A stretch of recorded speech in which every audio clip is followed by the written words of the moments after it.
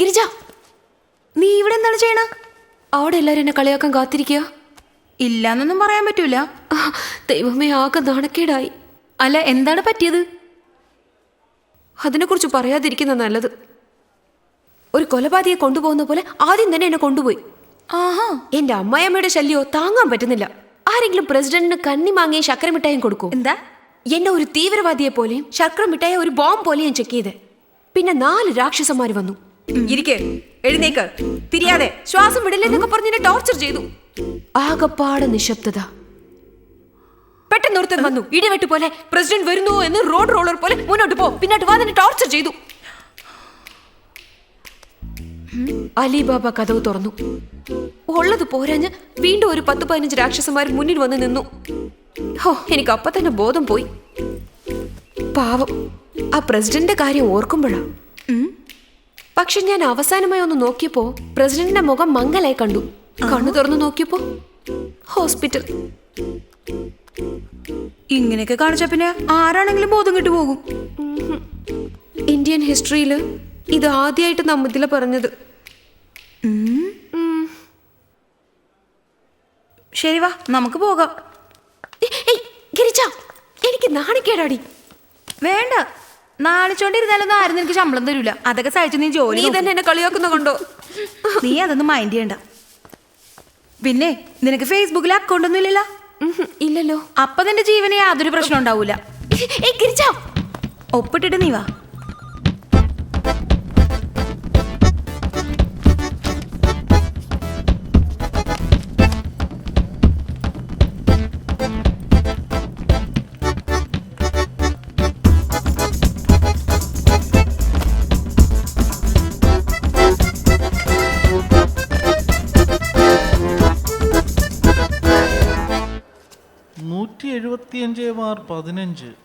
ഇവിടെ പോയത് കാണുന്നില്ല. സിസ്റ്റർ,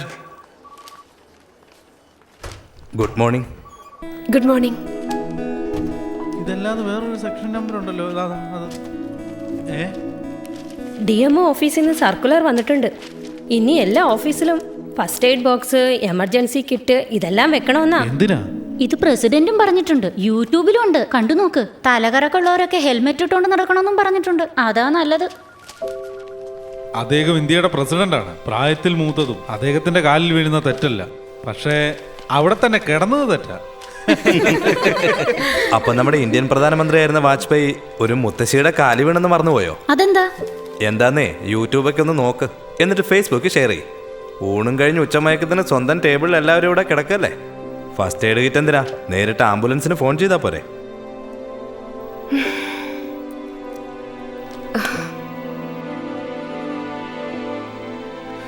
മിത്തി, എന്താന്ന് പറഞ്ഞിട്ട് കരയടി.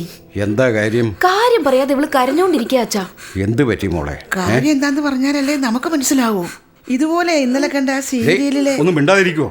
ഏത് നേരവും സീരിയല്. ഇതിലെ ഇടി മോളെ. അച്ഛാ, ഞാൻ സേഷ്മയോട് ചോദിക്കാം. ആരോടും ചോദിക്കണ്ട, ഞാൻ സ്കൂളിൽ പോയില്ല. അയ്യോ മോളെ, അമ്മയടുത്ത് ഇങ്ങനെയൊക്കെ സംസാരിക്കാവോ? എന്റെ കൂട്ടുകാരൊക്കെ എന്റെ മുമ്പിൽ ബോധം കെട്ട് വീണ് എന്നെ കളിയാക്കുക. മോള് കരയണ്ട, മുത്തശ്ശൻ പ്രിൻസിപ്പാളിന്റെ അടുത്ത് കംപ്ലൈന്റ് ചെയ്യാം. ആരും വരണ്ട. ഫേസ്ബുക്കിൽ വാസന്തി ബോധം കെട്ടു എന്നൊരു പേജ് ഉണ്ട്. അത് ആരോട് പോയി കംപ്ലൈന്റ് ചെയ്യും? അതിന് 1 ലക്ഷം ലൈക്സ് ഉണ്ട്. ഒന്ന് ഓപ്പൺ ചെയ്ത് നോക്ക്. എല്ലാരും ചോദിക്കുക എയർലൻഡിൽ ബസ്സിലാണോ ട്രെയിനിലാണോ പോകുന്നതെന്ന്. എന്റെ കൂട്ടുകാർക്കൊക്കെ അമ്മയെന്ന് പറയുമ്പോ വലിയ കാര്യ. ഇവിടെ എന്റെ അമ്മേനെ നാണം കെടുത്ത.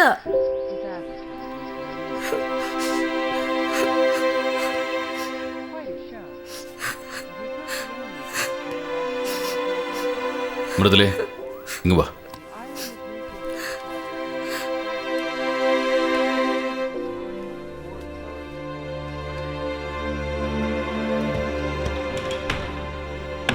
ഇപ്പോഴേ ഈ ചെറിയ കാര്യങ്ങൾക്ക് ഇങ്ങനെ തുടങ്ങിയ നാളെ വലിയൊരു പ്രശ്നം ഉണ്ടായാൽ എങ്ങനെ അവള് തരണം ചെയ്യും? എല്ലാവരുടെയും കാര്യങ്ങൾ ഇപ്പോൾ ഫേസ്ബുക്കാണല്ലോ തീരുമാനിക്കുന്നത്. കഷ്ടം തന്നെ.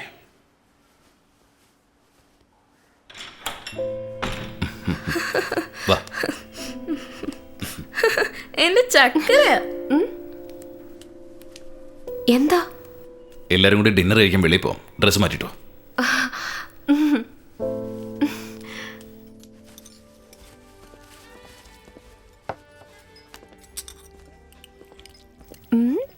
എന്താടി ഇത്? Death by chocolate. ഡെത്താ? അപ്പൊ വയലൻസ് ചോക്ലേറ്റ് വരെ എത്തിയല്ലേ? ഞങ്ങളൊക്കെ സ്കൂളിൽ പഠിക്കുമ്പോ ഗുൽഫിയും സ്റ്റിക്ക് ഐസുവാ. ആരും കാണാതെയാ വാങ്ങി കഴിക്കുന്നേ. അറിഞ്ഞ കരണം വീങ്ങും.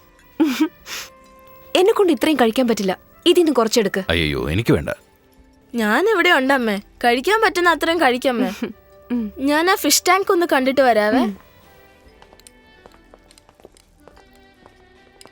സൂക്ഷിക്കണേ. ഞാൻ കാരണം ഓഫീസിൽ നിങ്ങൾക്കും പ്രശ്നമായല്ലേ? സോറി. ഞങ്ങൾ അയർലൻഡിലേക്ക് പോവാ. ഞങ്ങളെന്ന് വെച്ചാ? ഞാനും മോളും.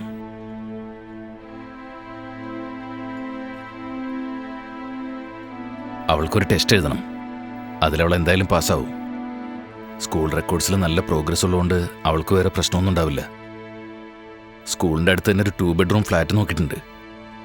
അവിടെ കമ്പ്യൂട്ടർ പ്രോഗ്രാമേഴ്സിന് വലിയ ഡിമാൻഡൊന്നുമില്ല. തുടക്കത്തിലേ കുറച്ച് സ്ട്രഗിൾ ചെയ്യേണ്ടി വരും. സാരമില്ല. പിന്നെ അച്ഛനും അമ്മയൊക്കെ ആണെങ്കിലും ഇവിടെ തനിച്ചില്ലേ, കുറച്ച് നാൾ കഴിയട്ടെ.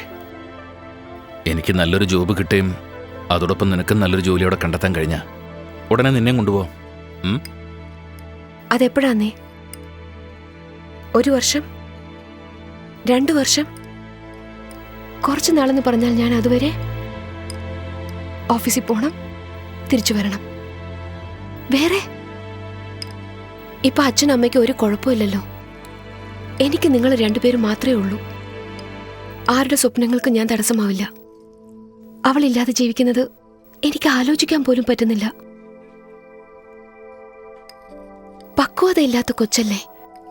ഒരമ്മയുടെ സ്ഥാനത്ത് ഞാൻ തന്നെ കൂടെ ഉണ്ടാവണം. എനിക്ക് അവള് വേണം. നീ വിചാരിക്കുന്ന പോലെ ഒന്നല്ല അവള്. അവൾക്കെല്ലാം മാനേജ് ചെയ്യാൻ പറ്റും. എന്നോട് വളരെ മെച്ചൂർഡായിട്ടാണ് അവൾ സംസാരിച്ചത്. പിന്നെ എൻ്റെ കൂടെയല്ലേ അവൾ അവിടെ നിൽക്കുന്നത്. അത് മാത്രമല്ല, ഇതുപോലൊരു ഓപ്പർച്യൂണിറ്റി കിട്ടുമ്പോൾ 13 വയസ്സ് പെൺകുട്ടിക്ക് ഓപ്പർച്യൂണിറ്റിയെക്കാളും ആവശ്യമുള്ളത് ഒരുപാടുണ്ട്. ഒരമ്മയായി ഞാൻ മാത്രമേ പറയാനും ചെയ്യാനും പറ്റുന്ന കാര്യങ്ങൾ അത് അവക്ക് മനസ്സിലാവില്ലായിരിക്കും. പക്ഷെ നിങ്ങൾക്ക് മനസ്സിലാവില്ലേ? നിങ്ങളൊരു നല്ല അച്ഛനായിരിക്കാം, എന്നാൽ ഒരു അമ്മയുടെ സ്ഥാനത്ത് നിൽക്കാൻ സാധിക്കില്ല. വാസന്തി, ആദ്യം നീ നിന്റെ സെന്റിമെന്റ്സ് ഒന്ന് കള, എന്നിട്ട് പ്രാക്ടിക്കലായിട്ട് ചിന്തിച്ചു നോക്ക്. അമ്മയും അച്ഛനും കുട്ടികളും അടങ്ങുന്നതല്ലേ കുടുംബം. അതെപ്പോഴാ സെന്റിമെന്റ്സ് ആയത്? ഇന്റർനാഷണൽ സ്കൂളും സിലബസും ആണ് ജീവിതമെങ്കിൽ എന്റെ മോക്കത് വേണ്ട. എന്റെ മോൾ എന്നോടൊപ്പം ഉണ്ടായാൽ മതി, പ്ലീസ്. പറഞ്ഞ കാര്യം തന്നെ വീണ്ടും വീണ്ടും പറയുന്നതിൽ ഒരർത്ഥമില്ല. അവൾക്ക് അവിടെ പഠിക്കണമെന്ന് നല്ല ആഗ്രഹമുണ്ട്. ഒരച്ഛനെന്ന നിലയ്ക്ക് ഞാൻ സാധിച്ചു കൊടുക്കണ്ടേ? ഈ സമയത്ത് അവളെ ഒറ്റയ്ക്ക് വിട്ടിട്ട് പോയാൽ അവൾക്ക് എന്തെങ്കിലും സംഭവിച്ചു പോയാലോ? അങ്ങനെ ഒന്നും സംഭവിക്കാതെ ഞാൻ നോക്കിക്കൊള്ളാം. എനിക്കതിൽ വിശ്വാസമില്ല.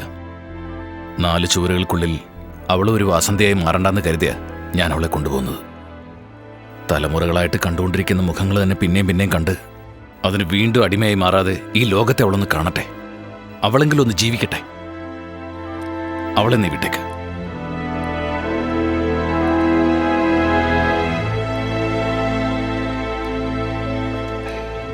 Attention ladies and gentlemen, this is the boarding announcement for all passengers traveling on KLM Royal. നന്നായിട്ട് പഠിക്കണം. അച്ഛനെ ബുദ്ധിമുട്ടിക്കാതെ നിന്റെ ജോലികൾ നീ തന്നെ ചെയ്യണം. നമുക്ക് പരിചയമില്ലാത്ത സ്ഥലമാ. സ്കൂൾ, നെയ്ബേഴ്സ്, ഇതൊന്നും അമ്മ പറഞ്ഞു തരേണ്ട ആവശ്യമില്ല.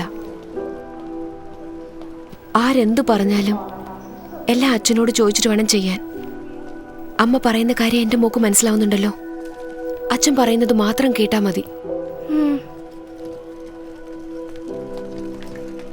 ആവശ്യമില്ലാത്ത ഒരു കാര്യത്തിനും എൻ്റെ മോള് നിർബന്ധം പിടിക്കരുത്.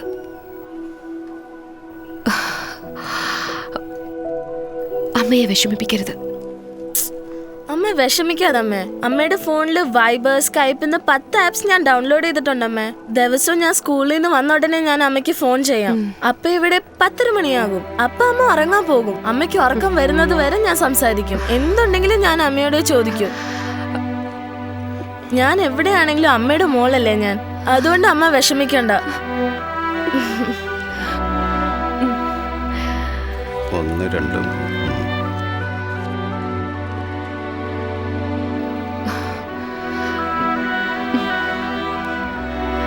പോയിട്ട് ഞങ്ങൾ ഫോൺ ചെയ്യാം.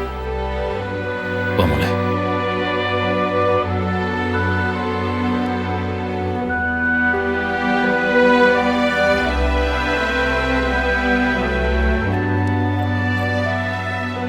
ഞങ്ങളെ ഓർത്ത് വിഷമിക്കണ്ട, എല്ലാം ഞാൻ നോക്കിക്കോളാം. വാസന്തി എത്രയും വേഗം കൊണ്ടുപോകണം.